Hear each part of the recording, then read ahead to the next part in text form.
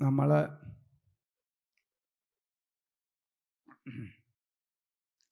എപ്പോഴെങ്കിലും നമ്മളുടെ യാഥാർത്ഥ്യം എന്താണ് എന്ന് ചിന്തിച്ചിട്ടുണ്ടോ? നമ്മൾ ചുറ്റുപാടുള്ള ദൃശ്യ വസ്തുക്കളെ, വിഷയങ്ങളെ കുറിച്ച് ചിന്തിക്കുന്നുണ്ട്, അതിൻ്റെ കുറിച്ച് കൂടുതൽ പഠിക്കുന്നുണ്ട്. അങ്ങനെ ഈ പ്രപഞ്ചത്തെക്കുറിച്ച് അല്ലെങ്കിൽ ദൃശ്യ പ്രപഞ്ചത്തെക്കുറിച്ച് ധാരാളം നമ്മൾ ചിന്തിക്കാറുണ്ട്, ചർച്ച ചെയ്യാറുണ്ട് ഒക്കെ ഉണ്ട്. പക്ഷേ ഞാനാരാണ് എന്ന് എപ്പോഴെങ്കിലും നമ്മൾ വിചാരിച്ചിട്ടുണ്ടോ? ഞാൻ ആരാണെന്ന് എത്ര വിചാരിക്കാണ്ടോ? ഞാൻ എന്നെ വ്യക്തിയല്ലേ. ഞാൻ നദിക്കിലെ ഞാനുള്ള മകനായിട്ടുള്ള എന്നെ വീട്ടിലെ ഞാനുള്ള മകനായിട്ടുള്ള കൃഷ്ണൻ, ഗോവിന്ദൻ, നാരായണൻ, അല്ലെങ്കിൽ നാരായണി, ജാനകി, അമ്മു, എത്ര ചിന്തിക്കാണ്ടോ? നമ്മൾ വിചാരിക്കുന്ന പോലെ അത്ര ലളിതമല്ല കാര്യം. ഇനി ആദ്യം വേറൊരു കാര്യം. പ്രപഞ്ചസത്യത്തെ കണ്ടെത്താനായിട്ട് ഗവേഷണം നടത്തുന്ന ശാസ്ത്രജ്ഞന്മാർ, സത്യാന്വേഷികളായ ശാസ്ത്രജ്ഞന്മാർ അനവധി പേരുണ്ട്. ലോകത്തിന് നാനാദിക്കലും അതിനെക്കുറിച്ച് ഗവേഷണ, പരീക്ഷണ, നിരീക്ഷണങ്ങൾ നടത്തിക്കൊണ്ടിരിക്കുന്നുണ്ട്. ആദ്യമായിട്ട് ഈ പ്രപഞ്ചസത്യം കണ്ടെത്താൻ ഗവേഷണം നടത്തിയ ആൾ ബ്രഹ്മാവാണ്. എന്നിട്ട് നമ്മൾ ഈ ശാസ്ത്രജ്ഞന്മാർ ചെയ്യണ പോലെ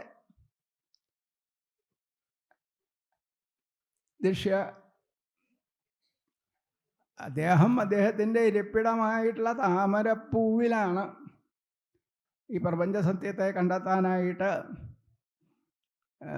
ആ താമരപ്പൂവിനെയാണ് പരീക്ഷണ, നിരീക്ഷണ വിഷയമാക്കിയത്. അങ്ങനെ അദ്ദേഹം എവിടെ എത്തിയത്? ഇരുട്ടിലാണ് എത്തിയത് അദ്ദേഹം. ഈ ഇരുട്ട് എന്താ? മായ. ബ്രഹ്മാവ് എത്തിയത് മായയിലാണ്. ആ ഇരുട്ടിനെ, മായയെ തരണം ചെയ്ത് തുളച്ചു കയറി അപ്പുറത്തുള്ള ശുദ്ധ ജ്ഞാനപ്രകാശമായ ഭഗവാനെ കണ്ടെത്താൻ അദ്ദേഹത്തിന് സാധിച്ചില്ല.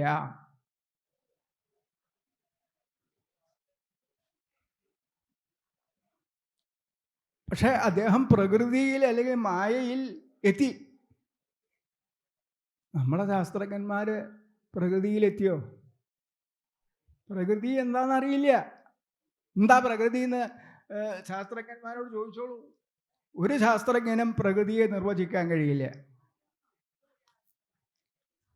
വസ്തുവിൻ്റെ ആത്യന്തിക സ്വരൂപം എന്താണ് എന്ന് അവർക്ക് നിർവചിക്കാൻ കഴിഞ്ഞിട്ടില്ല. പ്രകൃതി എന്താണെന്ന് അവർക്ക് നിർവചിക്കാൻ കഴിഞ്ഞിട്ടില്ല. പ്രകൃതിയിൽ അവരെത്തിയിട്ടില്ല. ബ്രഹ്മാവിന് പ്രകൃതിയിലെങ്കിലും എത്താൻ കഴിഞ്ഞു. അവസാനം എന്താ ചെയ്ത്? ബ്രഹ്മാവിൻ്റെ യാഥാർത്ഥ്യത്തെ ഭഗവാന്റെ ഉപദേശം അനുസരിച്ച് അന്തർമുഖനായി ധാരണാധ്യാന സമാധികളിലൂടെ ബ്രഹ്മാവിൻ്റെ യാഥാർത്ഥ്യം സാക്ഷാത്കരിച്ചു.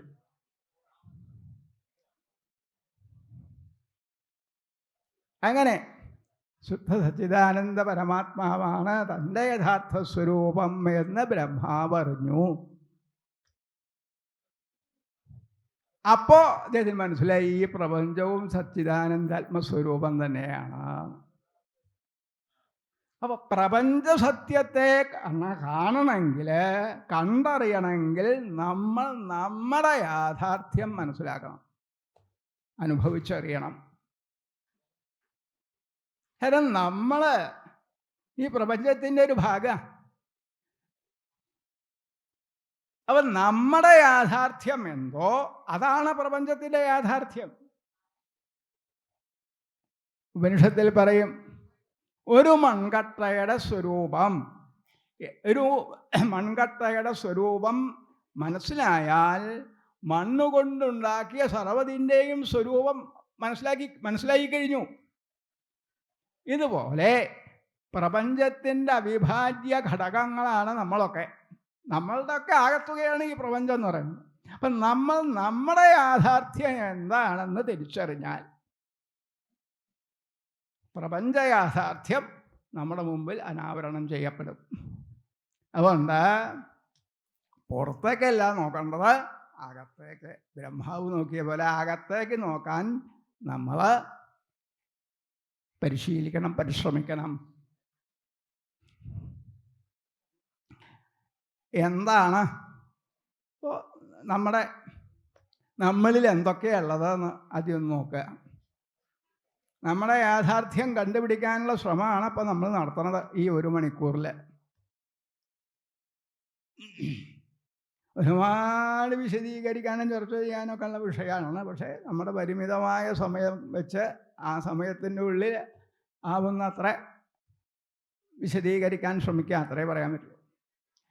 ഏതായാലും നമ്മളുടെ കുറിച്ചൊന്ന് ചിന്തിക്കുക. നമ്മളിൽ എന്തൊക്കെയുള്ളതാണ്? ഏറ്റവും അടുത്ത് ഈ സ്ഥൂലദേഹം കഴിഞ്ഞാൽ അന്ധക്കരണം അല്ലെങ്കിൽ സൂക്ഷ്മദേഹം, അങ്ങനെ ഒന്നുണ്ട്. അത് ഈ സ്ഥൂലദേഹം പോലെ നമുക്ക് കാണാനോ കണ്ടിട്ടോ ഈ പഞ്ചേന്ദ്രിയങ്ങളെ കൊണ്ട് അനുഭവിച്ചറിയാൻ കഴിയില്ല. അത് ഊഹിക്കാൻ മാത്രമേ പറ്റുള്ളൂ. ഭാഗവത്തിൽ അവ്യൂഢ ഗുണവ്യൂഹിതം എന്ന് പ്രഥമസ്കന്ധത്തിൽ കാണാം. ഈ പഞ്ചഭൂതാത്മകം തന്നെയാണ് സൂക്ഷ്മ ശരീരം അല്ലെങ്കിൽ അന്ധക്കരണം. പഞ്ചഭൂതങ്ങളുടെ സൂക്ഷ്മകണങ്ങളെ കൊണ്ട് നിർമ്മിക്കപ്പെട്ടതാണ്. അതാണ് അവ്യൂഢ ഗുണവ്യൂഹിതം എന്നുള്ളതിൻ്റെ അർത്ഥം. പഞ്ചഭൂതങ്ങളിലെ സൂക്ഷ്മകണങ്ങളെ കൊണ്ട്, സൂക്ഷ്മാംശങ്ങളെ കൊണ്ട് നിർമ്മിക്കപ്പെട്ടതാണ്. അങ്ങനെ ഒരു സ്ഥൂല ശരീരം, ഒരു സൂക്ഷ്മ ശരീരം, 5 ജ്ഞാനേന്ദ്രിയങ്ങൾ, 5 കർമ്മേന്ദ്രിയങ്ങൾ.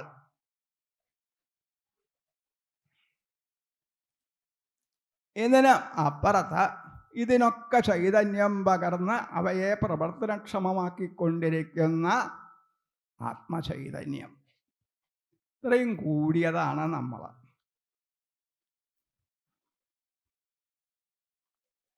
ദേഹേന്ദ്രിയാന്തക്കരണങ്ങൾ, പരമാത്മചൈതന്യം അല്ലെങ്കിൽ ആത്മചൈതന്യം, ഇത് രണ്ടും എല്ലാം കൂടിയിട്ടുള്ളതാണ് നമ്മുടെ വ്യക്തിത്വം എന്ന് പറയുന്നത്. ഇവിടെ നമ്മളെല്ലാവരും നമ്മളെ പരമാർത്ഥം വാസ്തവത്തിൽ സച്ചിദാനന്ദാത്മസ്വരൂപമാണ്. സാക്ഷാൽ പരമാത്മാവ് തന്നെയാണ് നമ്മുടെ യഥാർത്ഥ സ്വരൂപം. സച്ചിദാനന്ദാത്മസ്വരൂപമാണ് നമ്മുടെ പരമാർത്ഥ സ്വരൂപം. പക്ഷേ അത് നമ്മൾ മറന്നുപോയി.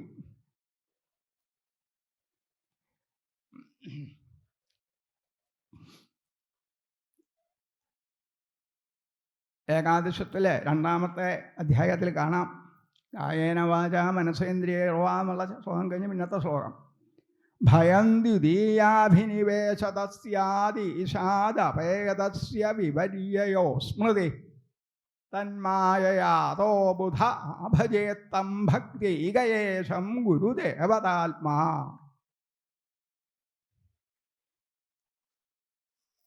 നമ്മളൊക്കെ ശുദ്ധ സച്ചിദാനന്ദാത്മസ്വരൂപികളാണ് പരമാർത്ഥത്തിൽ. അഥവാ നമ്മളൊക്കെ പാർത്തു പോകുന്നത് ഭഗവത്പാദാരവിന്ദ ശീതളഛായയിലാണ്, ഭക്തിയുടെ ഭാഷയിൽ പറഞ്ഞാൽ. പക്ഷേ ഇങ്ങനെ ഒന്നിച്ച് ഒരുപാട് ആൾക്കാർ ഒന്നിച്ചിങ്ങനെ പാർത്താൽ സ്വാഭാവികമായിട്ട് തോന്നും, ഇങ്ങനെയല്ല സുഖം, ഒറ്റയ്ക്ക് താമസിക്കുമ്പോഴാണ് സുഖം ഉണ്ടാവുക. ആ ഒരു ദുർബുദ്ധി നമുക്കൊക്കെ ഉണ്ടായി എന്നാണ് പറയണത് ആചാര്യന്മാർ. അങ്ങനെ ഈ ഭഗവത്പാദാരവിന്ദങ്ങളിൽ ഒന്നിച്ചു പാർക്കണ്ട, നമുക്കൊക്കെ വേറെ ആവാം. അങ്ങനെ നമ്മുടെ തറവാട്ടിൽ നിന്ന് നമ്മൾ ഭാഗം മേടിച്ച് പുറപ്പെട്ടു പോന്നു. ആ ഭഗവത്പാദമാകുന്ന തറവാട്ടിൽ നിന്ന് പുറത്ത് കടന്നപ്പോൾ തുടങ്ങിയ ആപത്തുകൾ, ആ ആപത്തുകൾ ഇപ്പോഴും നമ്മളെ പിന്തുടർന്നുകൊണ്ടിരിക്കുന്നു. ആദ്യം ഉണ്ടായ അപകടം എന്താ വെച്ചാൽ അസ്മൃതി. അവനോൻ ആരാന്ന് മറന്നുപോയി. അവനോൻ്റെ പരമാർത്ഥ സ്വരൂപം എന്താ നിശ്ചലേനി. അവനോൻ്റെ മേൽവിലാസം അവനോൻ മറന്നു. അപ്പം അവനോൻ്റെ പരമാർത്ഥ സ്വരൂപം വിസ്മരിക്കപ്പെട്ടു. അസ്മൃതി, അതാണ് ആദ്യം ബാധിച്ച അപകടം. രണ്ടാമത് വിപര്യം, തെറ്റിദ്ധാരണ. ഒരു ബന്ധവുമില്ലാത്ത ഈ സ്ഥൂല സൂക്ഷ്മദേഹങ്ങളെ നമ്മുടെ സ്വരൂപമായിട്ട് നമ്മൾ വിചാരിക്കാനിട വന്നു. അങ്ങനെ വ്യക്തിത്വാഭിമാനികളായി ദേഹാഭിമാനികളായി മാറി. ഈ ദേഹമാണ് നമ്മുടെ സ്വരൂപം എന്ന തെറ്റിദ്ധാരണ വന്നപ്പോൾ എന്തു വന്നു? ദ്വിതീയാഭിനിവേശം, ഞാനെന്നും എൻ്റെ എന്നുള്ളതായ ഭാവം. ശരീരത്തിൽ ഞാനെന്നും ശരീരസംബന്ധികളോട് എൻ്റെ എന്നുള്ളതായ ഭാവം. വീട്, സമ്പത്ത്, ബന്ധുമിത്രാദികൾ, ഭാര്യാപുത്രാദികൾ എല്ലാവരോടും എൻ്റെയുമുള്ള ഭാവം. ഈ അഹന്തയും മമതയും, അതാണ് ദ്വിതീയാഭിനിവേശം, നമ്മളെ ബാധിച്ചപ്പോൾ ഭയം ഉണ്ടായി. ഭയചകിതരായാണ് പേടിച്ചു പറക്കാൻ തുടങ്ങി. എന്തായി പേടിക്കാൻ? അതോ എൻ്റെ കഥ കഴിച്ച് എൻ്റെ സർവസ്വവും മറ്റുള്ളവർ തട്ടിയെടുക്കുമോന്നുള്ള പേടി. അങ്ങനെ പേടിച്ചു വിറച്ച് അസ്വസ്ഥരായി, സദാശാന്തചിത്തരായി, ശാന്തിയുടെ ഒരു കണിക പോലും അനുഭവിക്കാൻ തരാവാതെ ദുഃഖദുരിതപൂർണരായി കഴിയുന്നു നമ്മൾ. ഇതിനൊക്കെ കാരണം എന്താ? നമ്മുടെ തറവാടായിട്ടുള്ള ആ ഭഗവത്പാദാരവിന്ദങ്ങളിൽ നിന്ന് നമ്മൾ വേർപെട്ടു, ഭഗവാനിൽ നിന്ന് വേർപെട്ടു. നമ്മുടെ പരമാർത്ഥ സ്വരൂപം, സച്ചിദാനന്ദാത്മസ്വരൂപം നമ്മൾ വിസ്മരിച്ചു. ദേഹമാണ് നമ്മുടെ സ്വരൂപം തെറ്റിദ്ധരിക്കാൻ വന്നു. അതിന് കാരണം എന്താ? അവിദ്യ, അല്ലെങ്കിൽ മായ, അജ്ഞാനം. അങ്ങനെ ദേഹം തൻ്റെ സ്വരൂപമാണുള്ള തെറ്റിദ്ധാരണ വന്നപ്പോൾ പറഞ്ഞൂലോ, അഹന്താമമതകൾ നമ്മളെ ബാധിച്ചു. അഹന്താമമതകളിൽ നിന്ന് ഭയം. അപ്പം ഇതൊക്കെ അവിദ്യാബാധ കൊണ്ട് ഉണ്ടായതാണെന്ന് മനസ്സിലാക്കി ആ വിദ്യാനിവൃത്തിക്ക് തൻ്റെ പരമാർത്ഥ സ്വരൂപം സച്ചിദാനന്ദാത്മസ്വരൂപമാണെന്ന അനുഭവജ്ഞാനത്തിന് വേണ്ടി, ആ പരമാർത്ഥാനുഭവത്തിന്, പരമാർത്ഥ സാക്ഷാത്കാരത്തിന് വേണ്ടി ഗുരു ദേവതാത്മാ തം ആഭജേൽ. തന്മായയാതോ ബുധ ആഭജേത്തം ഭക്തിയേശം. ഗുരുദേവതാത്മാ ഭക്തി, പരമഭക്തിയോടുകൂടി തം ഈശം, ആ ജഗദീശ്വരനെ ഗുരുവായും ഇഷ്ടദേവതയായും പ്രിയപ്പെട്ട ആത്മസ്വരൂപമായും എല്ലാമായി അറിഞ്ഞ് ഭജിക്കൂ.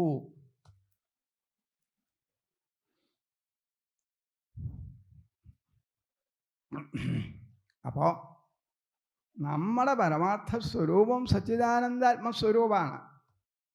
പക്ഷെ നമ്മളൊക്കെ ഇപ്പോൾ നമ്മൾ വിഭിന്ന വ്യക്തികളാണെന്ന് അഭിമാനിച്ച് കൊണ്ടിരിക്കുകയാണ്. ഈ വ്യക്തിത്വമാണ് നമ്മുടെ യഥാർത്ഥ സ്വരൂപം കഴിക്കുക. നമ്മുടെ യഥാർത്ഥ സ്വരൂപം എന്താണെന്ന് കണ്ടുപിടിക്കുകയാണല്ലോ ഇപ്പോൾ നമ്മൾ. അതിനല്ലേ നമ്മൾ പുറപ്പെട്ടിരിക്കേണ്ടത്. നമ്മുടെ യഥാർത്ഥ സ്വരൂപം വ്യക്തിത്വാഭിമാനമാണ്. ഞാൻ നാരായണനാണ്, കൃഷ്ണനാണ്, ഗോവിന്ദനാണ് നമ്മളെല്ലാവരും നമ്മളെക്കുറിച്ച് വിചാരിക്കണില്ലേ? അതിനാണ് വ്യക്തിത്വാഭിമാനം എന്ന് പറയുക. അതാണ് നമ്മുടെ പരമാർത്ഥ സ്വരൂപമെങ്കിൽ അതൊരിക്കലും നമ്മളെ വിട്ടുപോവില്ല.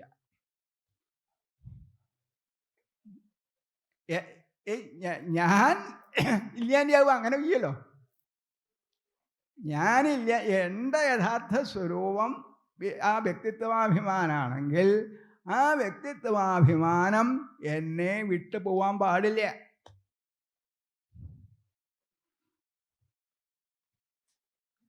നോക്കൂ, നമ്മൾക്ക് 3 അവസ്ഥകളാണ്. ജാഗ്രത അല്ലെങ്കിൽ ഉണർന്നിരിക്കുന്ന അവസ്ഥ, സ്വപ്നം, സുഷുപ്തി, ഗാഠനിദ്ര. ഈ 3 അവസ്ഥകൾ ബുദ്ധിയിൽ ത്രിഗുണങ്ങളുടെ പ്രവർത്തനം കൊണ്ട് ഉണ്ടാവുന്നതാണ്. സത്വഗുണം ബുദ്ധിയിൽ പ്രവർത്തിക്കുമ്പോൾ ആണ് ജാഗ്രത. എല്ലാ കരണങ്ങളും ഉണർവോടെ ഉത്സാഹത്തോടെ പ്രവർത്തിക്കുന്ന അവസ്ഥയാണത്.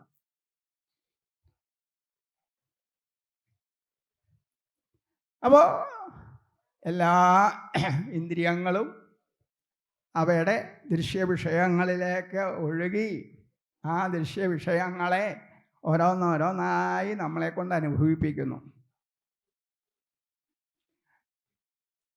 ഈ ദൃശ്യവിഷയങ്ങളെ എങ്ങനെയാണ് നമ്മൾ അറിയണത്, അനുഭവിക്കണത്, അതിനെക്കുറിച്ച് ലേശമൊന്ന് പറയാം. ഇപ്പം കണ്ണ്, കുടം, പുറത്ത് ഒരു കുടമുണ്ട്. ആ കുടത്തെ നമ്മുടെ കണ്ണ് കാണുന്നു. അപ്പം കണ്ണ് കുടത്തിലേക്ക് ചലിക്കുന്നു, പോകുന്നു, അല്ലെങ്കിൽ ആകർഷിക്കപ്പെടുന്നു.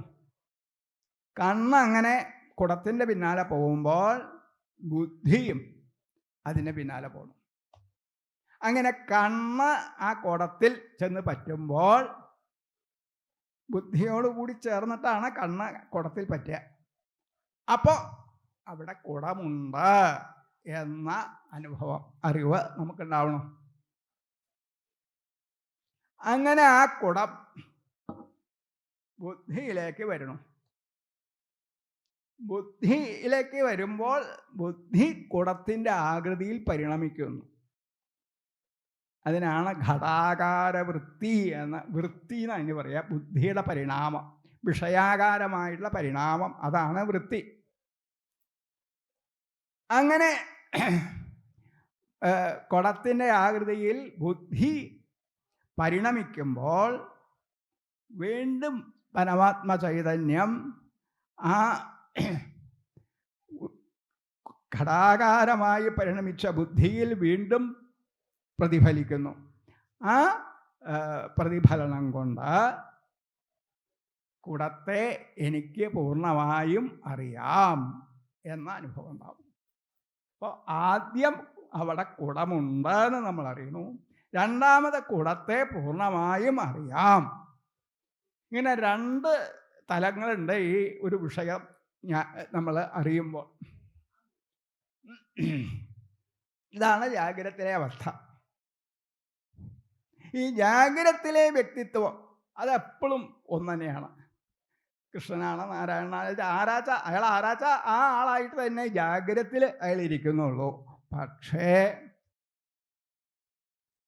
സ്വപ്നത്തിൽ ഇപ്പോൾ അവസ്ഥയ്ക്ക് മാറ്റം വരും. നാരായണൻ എന്നുള്ള ആ വ്യക്തിത്വഭാവം അവിടെ ഉണ്ടാവാം. പക്ഷേ നാരായണൻ ചക്രവർത്തിയാണെങ്കിൽ, ജാഗ്രത ചക്രവർത്തിയാണെങ്കിൽ സ്വപ്നത്തിൽ അയാൾ യാചകനായി പ്രത്യക്ഷപ്പെടും. ഞാനൊരു തെരുവ് തണ്ടിയാണ്, ഇത് രാജ്യം ഭരിക്കണ ചക്രവർത്തിയാണ്, അല്ലെങ്കിൽ ഇന്നത്തെ ഭാഷയിൽ പറഞ്ഞാൽ പ്രധാനമന്ത്രിയാ. അയാൾ സ്വപ്നം കാണാണ് ഞാനൊരു തെരുവ് തണ്ടിയാണെന്ന്. ആ തെരുവ് തണ്ടിയുടെ എല്ലാ ദൈന്യതയും ആ സ്വപ്നാവസ്ഥയിൽ അനുഭവിക്കുന്നുണ്ട്. ആൾക്കാരുടെ ആട്ടും തുപ്പും ചവിട്ടും ഒക്കെ കൊണ്ട് ഒരു നേരത്തെ ഭക്ഷണത്തിന് വേണ്ടി മറ്റുള്ളവരുടെ നിങ്ങളെയൊക്കെ കൈ നീട്ടി അങ്ങനെ നടക്കണു. പരമാർത്ഥത്തിൽ അയാൾ ആരാ? രാജ്യം ഭരിക്കണ പ്രധാനമന്ത്രിയാണ്, അല്ലെങ്കിൽ ചക്രവർത്തിയാണ്. അപ്പോൾ ജാഗ്രത്തിൽ ചക്രവർത്തിയായിട്ടുള്ള ആള് സ്വപ്നത്തിൽ യാചകനായി പ്രത്യക്ഷപ്പെടുന്നു. ഇപ്പം ഏതാ നമ്മുടെ യഥാർത്ഥ വ്യക്തിത്വം? ജാഗ്രത്തിലെ ചക്രവർത്തിയുടെ അവസ്ഥയാണോ, സ്വപ്നത്തിലെ യാചകന്റെ അവസ്ഥയാണോ? മറിച്ചും സംഭവിക്കാം. യാചകൻ ചക്രവർത്തിയായിട്ട് സ്വപ്നത്തിൽ പ്രത്യക്ഷപ്പെടാം. അപ്പോൾ ഞാൻ ചക്രവർത്തിയാണെങ്കിൽ, നാരായണൻ എന്ന പേരിൽ അറിയപ്പെടുന്ന ചക്രവർത്തിയാണെങ്കിൽ, അതാണ് എൻ്റെ യഥാർത്ഥ സ്വരൂപമെങ്കിൽ, സ്വപ്നത്തിലും ഞാൻ ചക്രവർത്തിയായിട്ട് തന്നെ പ്രത്യക്ഷപ്പെടാവൂ. അതെ, തെരുവുതണ്ടിയായിട്ട് പ്രത്യക്ഷപ്പെടുന്നു. നമ്മൾ സാധാരണ നമ്മൾക്ക് നമ്മളുടെ അല്ലെങ്കിൽ ആധുനിക ചിന്തകന്മാർക്കൊക്കെ ഒരബദ്ധമുണ്ട്. അവർ ജാഗ്രതത്തിനെ മാത്രമേ കണക്കിലെടുക്കുന്നുള്ളൂ. അങ്ങനെയല്ല. ഈ ജാഗ്രത, സ്വപ്ന, സുഷുപ്തികൾ, ഇത് മൂന്നും പ്രത്യേക പ്രത്യേക അനുഭവങ്ങൾ തന്നെയാണ്. ഈ മൂന്ന് അനുഭവങ്ങളിലൂടെ കടന്നു പോകുമ്പോഴാണ് ഒരു ദിവസം പൂർണ്ണമാവണത്.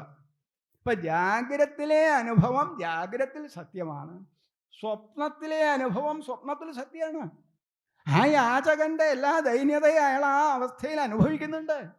സ്വപ്നത്തിൽ നിന്ന് ഉണരുമ്പോഴേ താൻ സ്വപ്നം കാണുകയായിരുന്നു എന്നുള്ളത് അതിൽ മനസ്സിലാക്കുന്നുള്ളൂ. അപ്പോൾ ഈ വ്യക്തിത്വമാണ് നമ്മുടെ യഥാർത്ഥ സ്വരൂപമെങ്കിൽ ആ വ്യക്തിത്വത്തിന് മാറ്റം ഉണ്ടാവാൻ പാടില്ല. ഈ സുഷുപ്തിയിലേക്ക് എത്തുമ്പോഴോ നമ്മൾ ഇവിടെ വ്യക്തിത്വം തന്നെ മറക്കണു. സുഷുപ്തിയിൽ നാരായണനും ഇല്ല, ഗോവിന്ദനും ഇല്ല, ഗോപാലനും ഇല്ല, ആരുമില്ല. സുഷുപ്തിയിൽ ഞാൻ ചെയ്യോ? ഞാൻ തന്നെയാവണില്ല.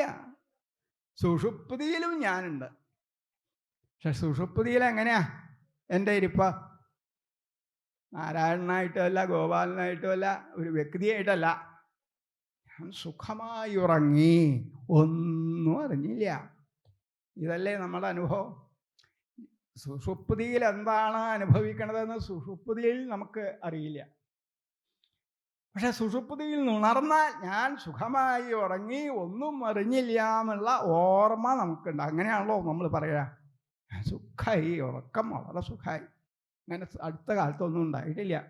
അങ്ങനെ സുഖമായിട്ട് ഉറങ്ങി, ഒന്നും അറിയാതെ.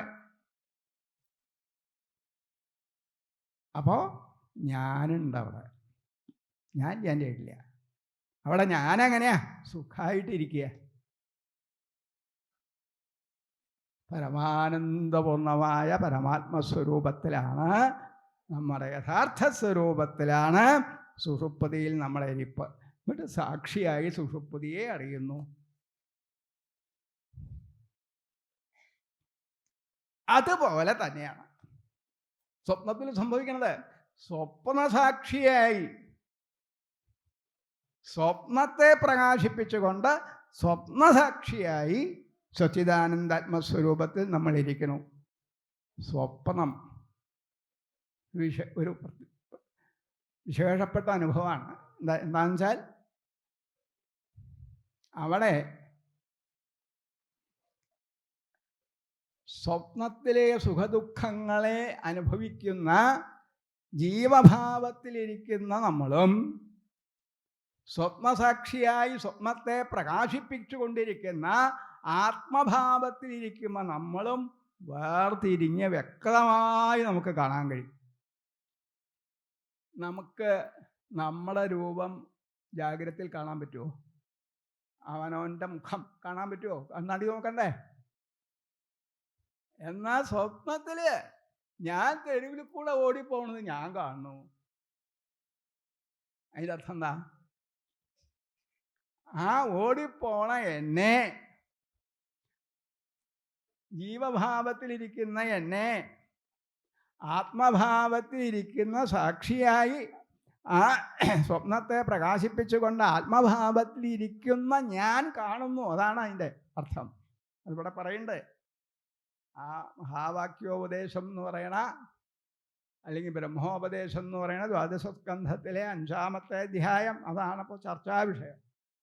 അതിലങ്ങനെ ഒരു ശ്ലോകമുണ്ട്.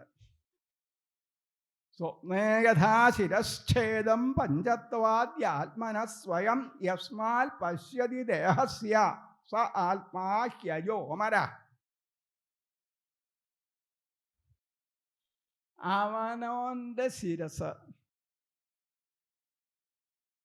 ശിരശ്ഛേദം, വേറെ ആൾ നമ്മളെ കഴുത്ത് കാത്തി കൊണ്ട് അങ്ങോട്ട് അരിഞ്ഞ് മുറിക്കണത് നമ്മൾ കാണാറുണ്ട്.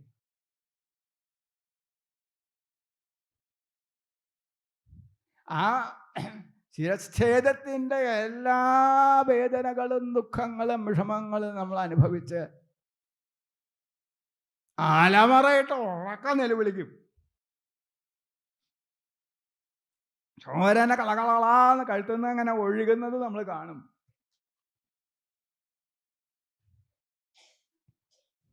അവസാനം നമ്മുടെ ഉടലും ശിരസ്സും വേർപെട്ട് നിശ്ചലായി ചത്ത് കിടക്കണമെന്ന് നമ്മൾ കാണുന്നു.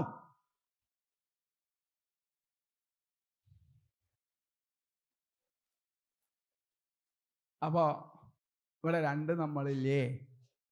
ഈ ശിരച്ഛേദം അനുഭവിച്ചു കൊണ്ടിരിക്കുന്നൊരു ഞാനുണ്ട്, ശിരച്ഛേദത്തെ കണ്ടുകൊണ്ടിരിക്കുന്ന, ആ ശിരച്ഛേദത്തെ പ്രകാശിപ്പിച്ചുകൊണ്ട് അതിനെ കണ്ടുകൊണ്ടിരിക്കുന്ന ഒരു ഞാനുമുണ്ട്.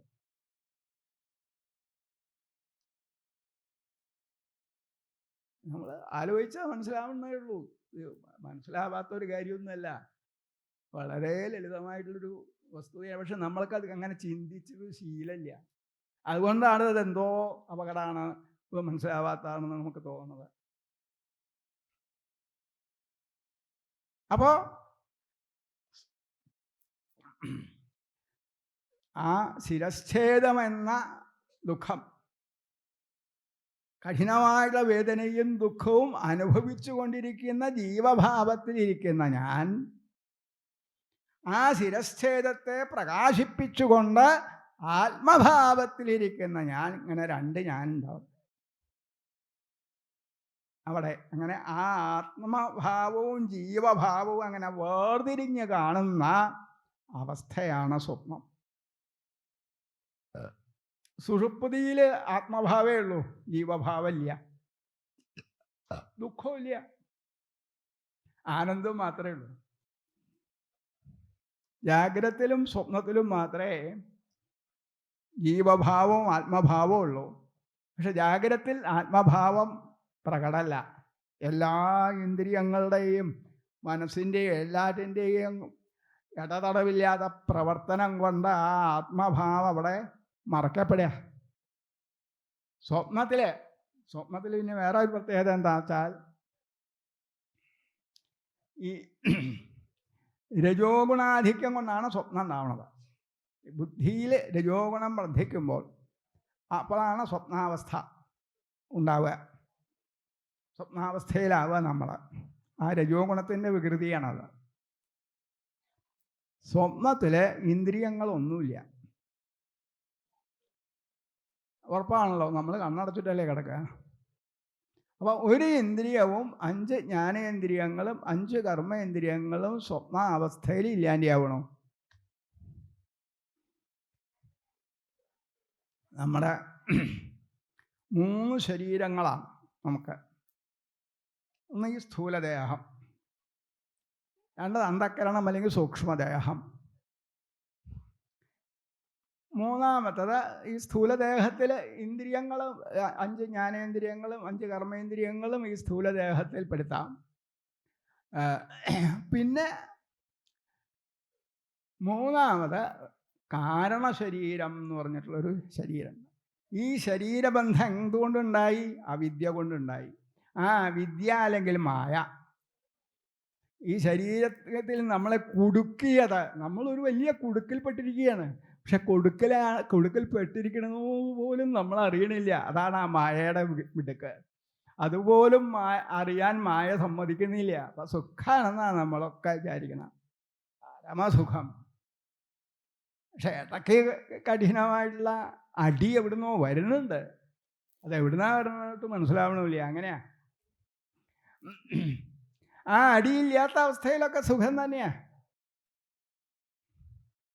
അപ്പോൾ ഈ ഒരു ദുർഘടാവസ്ഥയിലേക്ക്, ദുഃഖപൂർണമായ ദുരിതപൂർണമായിട്ടുള്ള ഒരു തലത്തിലേക്ക് നമ്മളെ തള്ളിയിട്ടത് മായയാണ്. ആ മായയാണ്, അല്ലെങ്കിൽ അവിദ്യയാണ് മൂന്നാമത്തെ ശരീരം.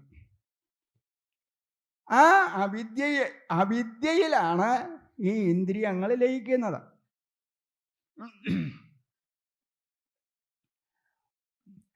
അങ്ങനെ മനസ്സ് ഉണർന്ന്, അന്ധക്കരണം ഉണർന്നിരിക്കുന്നു, ഇന്ദ്രിയങ്ങൾ ഒതുങ്ങി.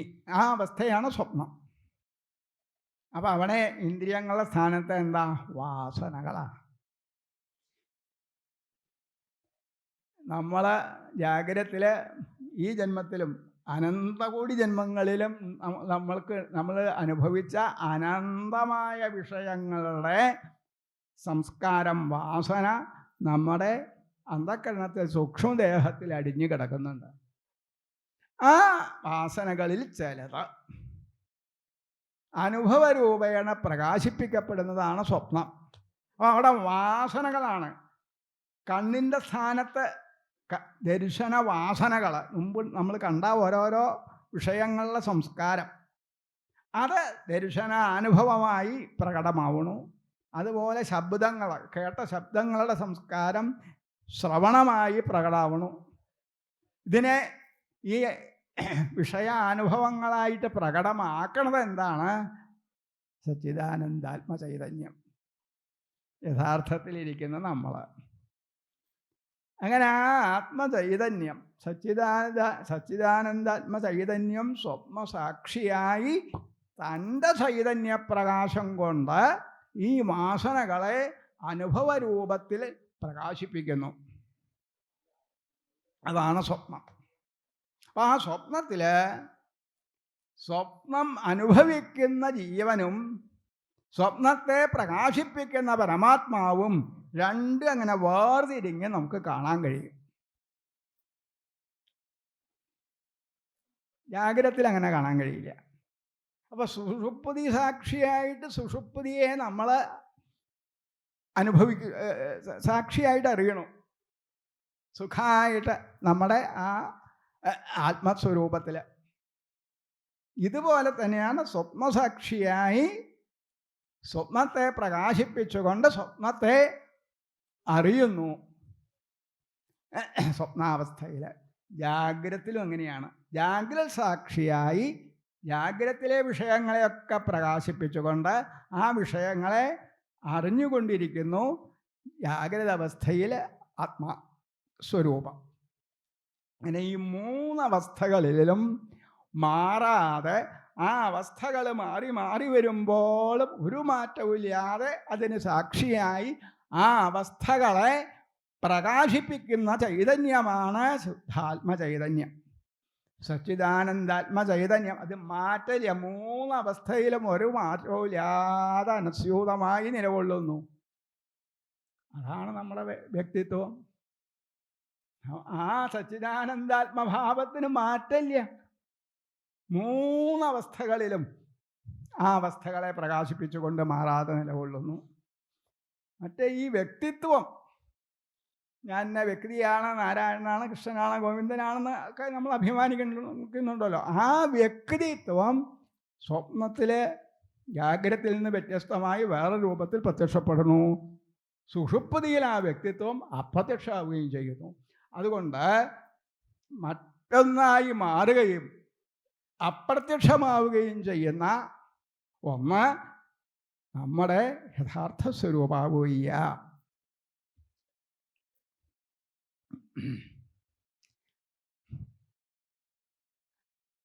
അപ്പോൾ ആ മാറാതെ ആ മൂന്നവസ്ഥകളെയും പ്രകാശിപ്പിച്ചുകൊണ്ട് ആ അവസ്ഥകളിൽ നിന്ന് വേറിട്ട് അവസ്ഥാത്രയ സാക്ഷിയായി വിളങ്ങുന്ന ചൈതന്യം, അതാണ് ബ്രഹ്മം. അത് ഭാഗവതധർമ്മത്തിലെ പിപ്പലായന മഹർഷി പറയുന്നുണ്ട്. പിപ്പലായന മഹർഷിയോട് ചോദിക്കും രാജാവ് ജനകൻ, ഈ പരമസത്യത്തെക്കുറിച്ച് പലതരത്തിൽ പറയുന്നുണ്ട്. പരമതത്വം പലതുണ്ടോ? ജഗത് സൃഷ്ടിസ്ഥിതി സംഹാരകർത്താവായിട്ട് ചിലവർ പറയുന്നു, ചിലവർ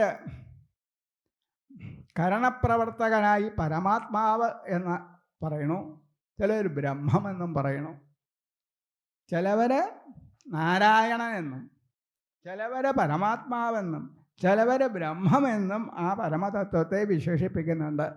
ഇത് മൂന്നും ഒന്നിൻ്റെ മൂന്ന് പേരുകളാണോ, അതോ പരമതത്വം ഈ അങ്ങനെ മൂന്നായിട്ടുണ്ടോ? അപ്പോൾ വിപ്പലായന മഹർഷി പറയാണ്, തത്വം ഒന്നേ ഉള്ളൂ. തത്വം സത്യം, സത്യം ഒന്നേ ഉള്ളൂ. ഏകമേവാദ്വിതീയം നേഹ നാനാസ്തി കിഞ്ചന. ഇതാണ് ഉപനിഷത്ത് ഘോഷണം, ഉപനിഷത്തുകൾ ഉദ്ഘോഷിക്കണത്. ഭാഗവതത്തിലും പറയും, വദന്തി തത്വവിദസ്തത്വം യജ്ഞാനമദ്വയം ബ്രഹ്മേതി പരമാത്മേതി ഭഗവാനിതി ശബ്ദയതേ. തത്വജ്ഞാനികള് തത്വം ഒന്നേ ഉള്ളൂ എന്ന ഉറച്ച അഭിപ്രായക്കാരാണ്. എന്താ അത്? ജ്ഞാനം അദ്വയം, അദ്വയം ജ്ഞാനം, അഖണ്ഡബോധം, പ്രപഞ്ചം മുഴുവനും വ്യാപിച്ചു നിറഞ്ഞു കവിഞ്ഞു നിൽക്കുന്ന, ഉൽപ്പത്തിനാശങ്ങൾ തൊട്ടു തീണ്ടാത്ത ആ ശുദ്ധബോധം, അതൊന്നു മാത്രമാണ് സത്യം. ആ ശുദ്ധബോധത്തെ ഭക്തന്മാർ ഭഗവാൻ എന്ന് വിശേഷിപ്പിക്കുന്നു, യോഗികൾ പരമാത്മാവെന്ന് വിശേഷിപ്പിക്കുന്നു, ജ്ഞാനികൾ ബ്രഹ്മമെന്നും വിശേഷിപ്പിക്കുന്നു. ഇവിടെ മറ്റൊരു തരത്തിലാണ് പറയുന്നത്. സൃഷ്ടിസ്ഥിതി സംഹാരകർത്താവ് എന്ന നില വെച്ചിട്ടാണ് ആ പരമതത്വത്തെ ശ്രീനാരായണൻ എന്ന് വിശേഷിപ്പിക്കുന്നത്. ആ അഖണ്ഡബോധം, ശുദ്ധബോധപ്രകാശം, ശുദ്ധ ചൈതന്യം, ആ പരമസത്യത്തെ പ്രപഞ്ച സൃഷ്ടിസ്ഥിതി സംഹാരകർത്താവ് എന്ന നിലയ്ക്ക് നാരായണൻ എന്ന് വിശേഷിപ്പിക്കുന്നു.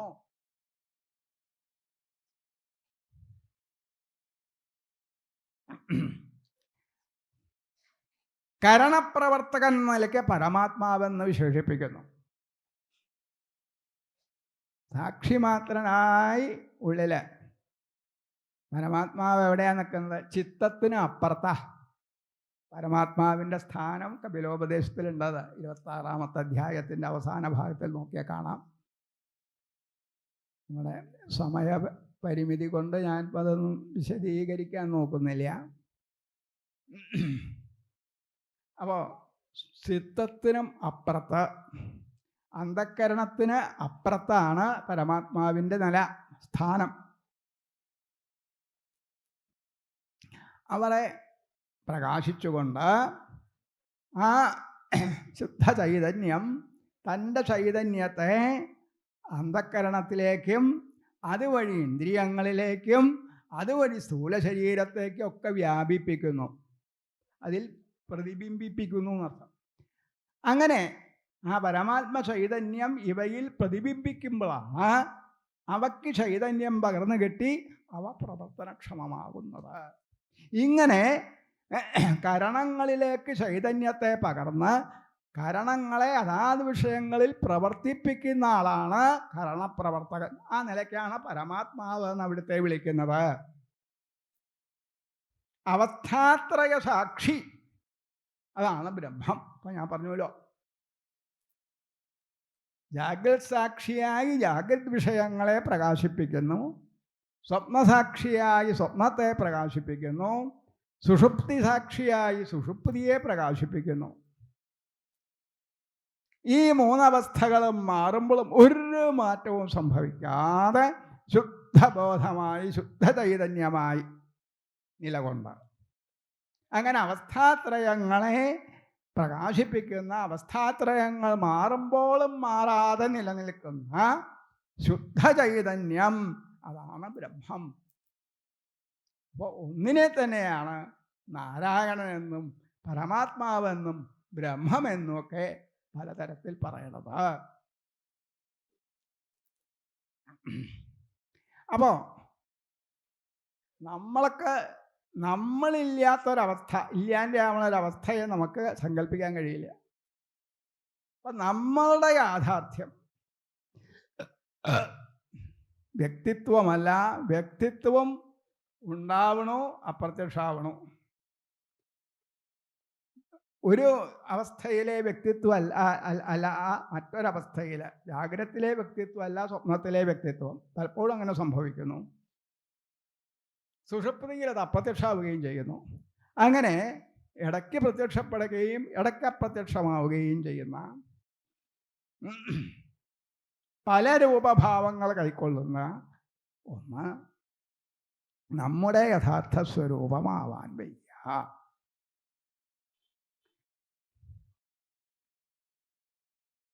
അപ്പോൾ ശുദ്ധ സച്ചിദാനന്ദാത്മചൈതന്യം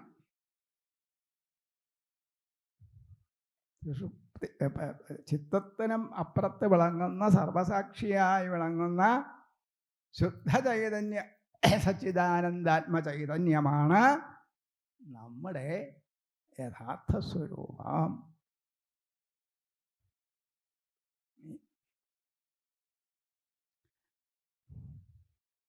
ഉപനിഷത്ത് പറയണു, ആത്മനസ്തു കാമായ സർവമിതം പ്രിയം ഭവതി എന്ന്. ആത്മാവിൻ്റെ സന്തോഷത്തിനായിട്ടാണ് മനുഷ്യൻ മറ്റുള്ളതൊക്കെ തനിക്ക് വേണമെന്ന് മോഹിക്കണത്. ഏറ്റവും അധികം ഇഷ്ടം എന്തിനോടാണ് നമുക്ക്? ആത്മാവിനോടാണ്. ആത്മാവിലുള്ളത്ര സ്നേഹാധിക്യം മറ്റൊന്നിലുമില്ല. അതെന്താ കാരണം? നമുക്ക് എന്താ വേണ്ട? നമ്മളെല്ലാവരും ആഗ്രഹിക്കുന്നത് എന്താണ്? എല്ലാവർക്കും നിശ്ചലതാണ്. ദുഃഖത്തിൻ്റെ കലർപ്പില്ലാത്ത നിരതിശയമായ ആനന്ദം, ശാശ്വതമായ സുഖം. അതാണ് നമ്മളൊക്കെ ആഗ്രഹിക്കുന്നത്.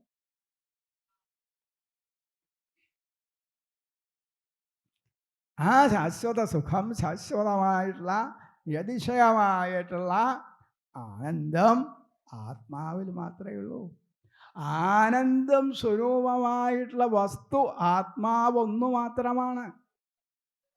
അതുകൊണ്ടാണ് ആത്മാവിനോട് നമുക്ക് സഹിച്ചുകൂടാനാവാത്ത സ്നേഹം. ശ്രീകൃഷ്ണ ഭഗവാൻ ബ്രഹ്മമോഹനത്തിലെ ഗോപകുമാരന്മാരായും പശുക്കിടാങ്ങളായും മാറിയപ്പോൾ ആ ഗോപീഗോപന്മാർ പശുക്കളൊക്കെ സ്നേഹാവേശം കൊണ്ട് മതിമറന്നു. എന്താ എങ്ങനെ സംഭവിക്കാൻ? പരീക്ഷത്ത് ചോദിക്കുന്നു. അപ്പോൾ അവിടെ ശ്രീ സുഖബ്രഹ്മർഷി പറയണു, പരീക്ഷത്തെ പരമപ്രേമാസ്പദം എന്താണ്? ആത്മാവാണ്. ആത്മാവിലുള്ള സ്നേഹം എല്ലാവരിലും പരമപ്രേമാസ്പദമായി അവരുടെ ആത്മസ്വരൂപമായി സച്ചിദാനന്ദാത്മാവ് പ്രകാശിക്കുന്നു. ആ സച്ചിദാനന്ദാത്മാവാണ് പരമപ്രേമാസ്പദം. കൃഷ്ണമേനം അവേഹിത്വം ആത്മാനമഖിലാത്മനാം ജഗദ്ധിതായ സോപ്യത്ര ദേഹി വാഭാതി മായ. ആരായി? ശ്രീകൃഷ്ണൻ. നമ്മുടെ എല്ലാവരുടെ ഉള്ളിലും പരമപ്രേമാസ്പദമായി പ്രകാശിക്കുന്ന സച്ചിദാനന്ദാത്മാവായി ശ്രീകൃഷ്ണനെ അറിയൂ. അതാണ് ശ്രീകൃഷ്ണന്റെ യഥാർത്ഥ സ്വരൂപം. പരമപ്രേമാസ്പദം ആയിട്ടുള്ള ആ സച്ചിദാനന്ദ ആത്മസ്വരൂപം, തങ്ങളുടെ ഉള്ളിൽ പ്രകാശിക്കുന്ന സച്ചിദാനന്ദാത്മസ്വരൂപം. ഭഗവാൻ ഗോപകുമാരന്മാരായപ്പോൾ തങ്ങളുടെ ഉള്ളിൽ നിന്ന് പുറത്തു ചാടി എന്നാണ് ഗോപന്മാർക്ക് തോന്നിയത്. തങ്ങളുടെ ആത്മാവ് ആ പുണ്യയുടെ രൂപത്തിൽ പുറത്തു വന്നിരിക്കുന്നു. അതുകൊണ്ടാണ് സ്വന്തം കുഞ്ഞുങ്ങളോട് പോലില്ലാത്ത സ്നേഹാവേശം. ഭഗവാൻ അവരുടെ കുഞ്ഞായപ്പോൾ ആ കുഞ്ഞിനോട് അവർക്കുണ്ടായത് അവരുടെ ആത്മാവ് പുറത്തു ചാടി എന്നാണ് അവരുടെയൊക്കെ ഉണ്ടായ അനുഭവം. അതുപോലെ പശുക്കൾക്കും.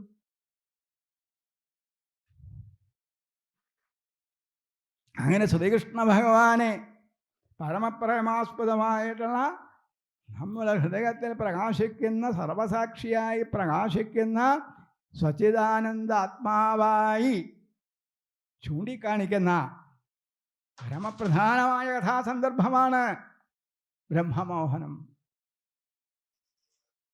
മനുഷ്യനായി കൃഷ്ണൻ ലീലകളാടി നടക്കുന്നു. പക്ഷെ അത് മായ കൊണ്ടാണ്. അവിടെ മായയുണ്ട്. ഇവിടെ ആത്മാവിൽ മായയില്ല. തനിമയിൽ ശുദ്ധ ചൈതന്യമായി, ശുദ്ധ സച്ചിദാനന്ദമായി ആത്മസ്വരൂപത്തിൽ പ്രകാശിക്കുന്നു, തനിമയിൽ പ്രകാശിക്കുന്നു. മറ്റത് മനുഷ്യരൂപത്തിൽ മായ കൊണ്ട് മനുഷ്യഭാവം കൈക്കൊണ്ടതാണ്. പരമാത്മാവ് തന്നെയാണ്, സംശയമൊന്നുമില്ല. പക്ഷെ മനുഷ്യനായിട്ട് മായ കൊണ്ട് മനുഷ്യൻ്റെ ഭാവം കൈക്കൊണ്ടു. അങ്ങനെയാണ് പരമാത്മാവ് ദൃശ്യമായത്. ദ്രഷ്ടാവ് ഒരിക്കലും ദൃശ്യമാവില്ല. ഈ കാണുന്ന ആളെ വിജ്ഞാതാരമരേ കഥന വിജാനീയാൽ എന്ന് ഉപനിഷത്ത് ചോദിക്കുന്നു. ഈ അറിയുന്ന ആളെ എങ്ങനെയാ അറിവിന് വിഷയാവുക? അതും നമ്മൾ പരമാർത്ഥത്തിൽ അറിയുന്ന ദ്രഷ്ടാവാണ്, ദൃശ്യമല്ല.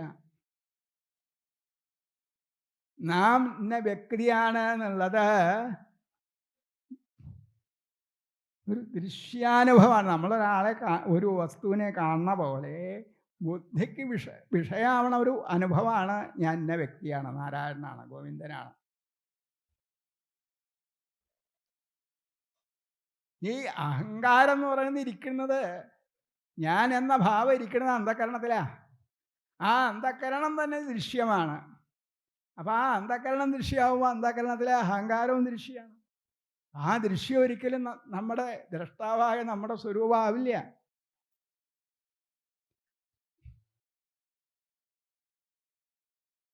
ഇങ്ങനെ ദേഹേന്ദ്രിയ അന്ധകരണങ്ങൾ ഇത് നമ്മുടെ പരമാർത്ഥ സ്വരൂപത്തെ ആവരണം ചെയ്തിട്ടുള്ള ഉപാധികളാണ്. നമ്മുടെ പരമാർത്ഥ സ്വരൂപം ശുദ്ധ സച്ചിദാനന്ദാത്മസ്വരൂപമാണ്, ബ്രഹ്മമാണ്.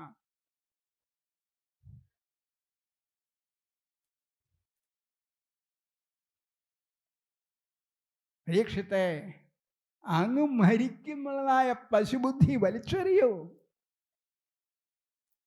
അങ്ങ് ജനിച്ചിട്ടേ ഇല്ല, പിന്നെ എങ്ങനെയാ അങ്ങ് മരിക്കണത്?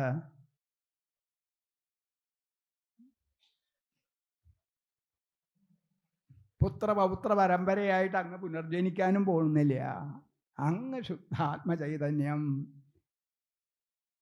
സ്വപ്നദൃശ്യങ്ങളെ പ്രകാശിപ്പിക്കുന്ന സ്വപ്നസാക്ഷിയെ പോലെ ദേഹേന്ദ്രിയ മനസ്സുകൾക്ക് നിന്ന് വിലക്ഷണമായി ദേഹേന്ദ്രിയ മനസ്സുകൾക്ക് ചൈതന്യം പകർന്ന് അവയെ പ്രവർത്തനക്ഷമമാക്കിക്കൊണ്ടിരിക്കുന്ന സർവസാക്ഷിയായ ആത്മചൈതന്യമാണ്, പരമാർത്ഥ ബ്രഹ്മമാണ് അങ്ങ് വാസ്തവത്തിൽ. അഹം ബ്രഹ്മ പരംധാമ ബ്രഹ്മാഹം പരമം പദം.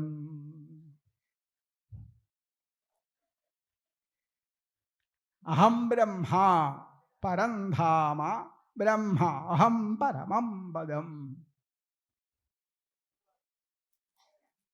അഹം ബ്രഹ്മ, ആത്മാവിൽ, നമ്മളിൽ സർവസാക്ഷിയായി നമ്മളെ ഉള്ളിൽ പ്രകാശിക്കുന്ന സച്ചിദാനന്ദാത്മാവിനെ പ്രപഞ്ചം മുഴുവനും നിറഞ്ഞു കവിഞ്ഞു നിൽക്കുന്ന, സമസ്ത പ്രപഞ്ചത്തെയും ഉള്ളിൽ ആക്കുന്ന ബ്രഹ്മമായിട്ട് അറിയൂ എന്നാണ്. അപ്പോൾ ആത്മാവിൽ ബ്രഹ്മത്തെ കാണുക, ആത്മാവിനെ ബ്രഹ്മസ്വരൂപമായി അനുഭവിക്കുക. അതാണ് അഹം ബ്രഹ്മ എന്ന് വെച്ചാൽ. എൻ്റെ ആത്മാവിനെ പ്രപഞ്ചം മുഴുവനും വ്യാപിച്ചു നിറഞ്ഞു കവിഞ്ഞു നിൽക്കുന്ന ശുദ്ധ ബ്രഹ്മചൈതന്യമായി, പരമാത്മസ്വരൂപമായി അനുഭവിക്കുക. അങ്ങനെ അനുഭവിക്കാൻ സാധിച്ചാൽ ബ്രഹ്മത്തെ മറച്ച ദേഹാത്മഭാവം, ഞാൻ ഈ ദേഹമാണുള്ള തെറ്റിദ്ധാരണ, അവിദ്യ, മായ പൂർണ്ണമായും നമ്മളിൽ നിന്ന് നീക്കം ചെയ്യപ്പെടും. അങ്ങനെ ബ്രഹ്മത്തെ മറയ്ക്കുന്ന അജ്ഞാനം, മായ ദൂരീകരിക്കപ്പെട്ട് നമ്മൾ നമ്മുടെ യഥാർത്ഥ സ്വരൂപത്തിൽ, സച്ചിദാനന്ദാത്മസ്വരൂപത്തിൽ ഉപസ്ഥിതരാവും. സച്ചിദാനന്ദാത്മസ്വരൂപത്തിൽ നമ്മുടെ യഥാർത്ഥ സ്വരൂപത്തിലുള്ള ഇരിപ്പാണ് മോക്ഷം. അഹം ബ്രഹ്മ എന്ന അനുഭവമാണ് മോക്ഷം. ആ ദൃഢമായിട്ടുള്ള അനുഭവം സാക്ഷാത്കാരം ഉണ്ടാവുന്നതോടുകൂടി ദേഹമാണ് നമ്മുടെ തെറ്റിദ്ധാരണ പൂർണ്ണമായി നീങ്ങി ബ്രഹ്മത്തെ മറച്ച ആ അജ്ഞാനം പൂർണ്ണമായി മാറ്റപ്പെട്ടു. അങ്ങനെ നമ്മൾ നമ്മുടെ യഥാർത്ഥ സ്വരൂപത്തിൽ, സച്ചിദാനന്ദാത്മസ്വരൂപത്തിൽ ഉപസ്ഥിതരാകുന്നു. ബ്രഹ്മാഹം പരമം പദം എന്ന് ആദ്യം പറയണു. അവിടെ ബ്രഹ്മത്തിൽ നമ്മുടെ ആത്മസ്വരൂപത്തെ കാണാം. പ്രപഞ്ചം മുഴുവനും വ്യാപിച്ച് നിറഞ്ഞു കവിഞ്ഞ് നിൽക്കുന്ന ബ്രഹ്മത്തിൽ നമ്മുടെ ആത്മാവിനെ നമ്മൾ കാണുന്നു. അപ്പൊ ബ്രഹ്മാണ് താൻ, ബ്രഹ്മം തന്നെ തൻ്റെ ആത്മസ്വരൂപം. അങ്ങനെ പറയുമ്പോൾ പരമാനന്ദ സമുദ്രമായ, പരമാനന്ദ ലഹരിയായിട്ടുള്ള ആ ബ്രഹ്മത്തെ തൻ്റെ സ്വരൂപമായിട്ട്, ആത്മസ്വരൂപമായിട്ട് അനുഭവിക്കുമ്പോൾ സർവവിധ ദുഃഖ നിവൃത്തി സംഭവിക്കുന്നു. ശാശ്വത ആനന്ദപ്രാപ്തിയിലൂടെ നമ്മൾ കൃതാർത്ഥരാവണോ.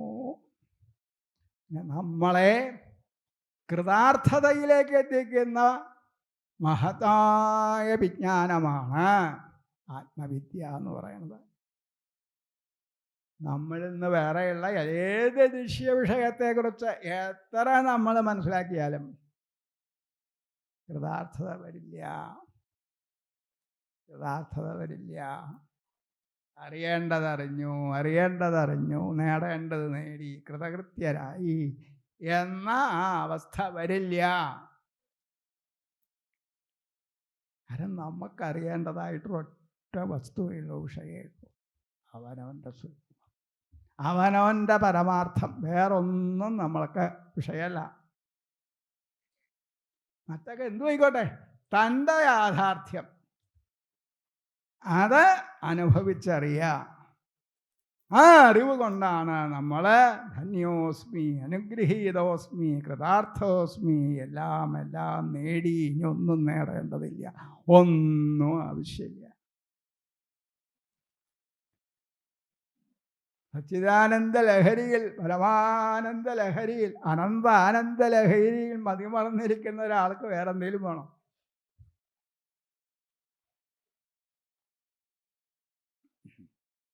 ആ ആൾ അടുത്ത് വരുന്ന ആൾ പോലും ആനന്ദ ലഹരിയിൽ മതിമറക്കും.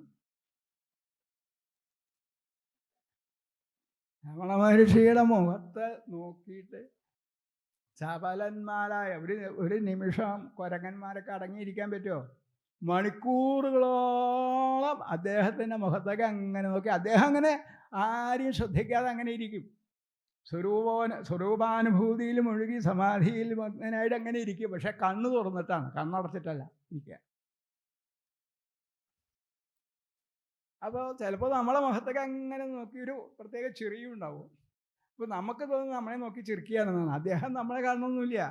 അദ്ദേഹം പരമാത്മാനന്ദ ലഹരിയിൽ മതിമറന്നിരിക്കുകയാണ്. അപ്പം ആ രമണ മഹർഷിയുടെ മുഖത്ത് നോക്കി ഈ കുരങ്ങന്മാർ നിശ്ചലമായിട്ട് അങ്ങനെ മതിമറന്നിരിക്കും. അദ്ദേഹം അനുഭവിക്കുന്ന ആനന്ദലഹരി വാനരന്മാർ പോലും അനുഭവിക്കുന്നു. വാനരന്മാരനുഭവിക്കുന്നുണ്ടെങ്കിൽ ഈ മനുഷ്യരുടെ കഥ എന്താ? അദ്ദേഹം ഒന്നും സംസാരിക്കേണ്ടതില്ല. നമ്മളെന്തെങ്കിലും സംശയം ചോദിക്കാൻ നമ്മൾ വിചാരിച്ചിട്ടുണ്ടെങ്കിൽ ആ സംശയത്തിന് ഉത്തരം അവിടെ കാണും. അദ്ദേഹം ഒന്നും സംസാരിക്കാതെ തന്നെ അതിൻ്റെ ഉള്ള ഉത്തരം നമ്മുടെ ഹൃദയത്തിൽ പ്രകാശിപ്പിക്കും. ഇതൊക്കെ ഒരു കൗബീനായിട്ട് 15 വയസ്സ് 16 വയസ്സ് പ്രായത്തിൽ തിരുവണ്ണാമല വന്നിട്ടുള്ള ആളാണ് ഈ രമണ മഹർഷി. അദ്ദേഹത്തിൻ്റെ കൈവശം എന്ന് പറഞ്ഞൊരു കൗബീനം മാത്രമേ ഒന്നുമില്ല. ആ കൗബീനായിട്ട് ഒരു ജീവിതം മുഴുവൻ അദ്ദേഹം ജീവിച്ചു. കയ്യിലുണ്ടായിരുന്ന പൈസ മുഴുവൻ വലിച്ചെറിഞ്ഞു, തുണിയും വലിച്ചെറിഞ്ഞു, ഒരു കോണകം മാത്രം എടുത്തു. അപ്പോൾ ഇതിൻ്റെ ഒന്നും ആവശ്യമില്ല.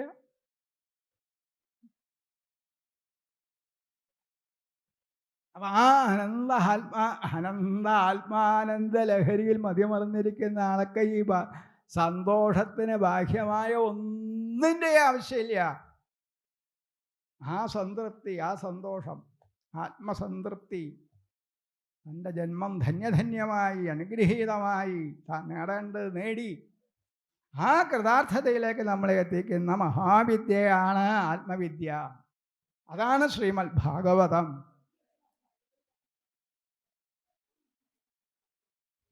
പരീക്ഷിത്താണ് ഭാഗവതത്തിൻ്റെ ആദ്യത്തെ ശ്രോതാവ്. അദ്ദേഹത്തിനുണ്ടായ അനുഭവം എന്താണ്? അഹം ബ്രഹ്മ പരംധാമ ബ്രഹ്മാഹം പരമം. അപ്പം ഭാഗവതം ശ്രദ്ധിച്ചു കേട്ട് മനന നിധിധ്യാസനങ്ങളിൽ മുഴുകിയിരുന്നാൽ പരീക്ഷത്തിനുണ്ടായ ബ്രഹ്മാനുഭവം, പരമാർത്ഥാനുഭവം നമ്മൾക്കുണ്ടാവും. നമ്മളും കൃതകൃത്യരാകും. അവനോനെ അറിയുമ്പോഴേ കൃതാർത്ഥത വരൂ. അത് മാത്രമേ അറിയേണ്ടതായിട്ടുള്ളൂ. ആത്മസ്വരൂപം മാത്രമേ അറിയേണ്ടതായിട്ടുള്ളൂ. മറ്ററിവുകളൊക്കെ വേണ്ടാമല്ല, അതിനതിൻ്റേതായ മൂല്യമുണ്ട്, വിലയുണ്ട്. അതൊക്കെ ധനം സമ്പാദിക്കാനും ഭോഗസുഖങ്ങൾക്കുമായിട്ടുള്ളതാണ്. അത് വേണ്ടാന്ന് പറയണില്ല. കൃതാർത്ഥത വരണോ? അതിന് അവനോനെ അറിയുന്ന വേണം. ആത്മവിദ്യ അഭ്യസിക്കണം. ഇത് വേറെ ഒരു നേട്ടത്തിന് വേണ്ടിയിട്ടല്ല. അവനവൻ്റെ ജന്മം സഫലമാവാൻ, അവനവൻ കൃതാർത്ഥത കൈവരാൻ, അവനോന് വേണ്ടിയിട്ടാണ്. ആത്മവിദ്യ വേറെ ആർക്കും വേണ്ടിയിട്ടുള്ളതല്ല, അവനോന് വേണ്ടിയിട്ടുള്ളതാണ്.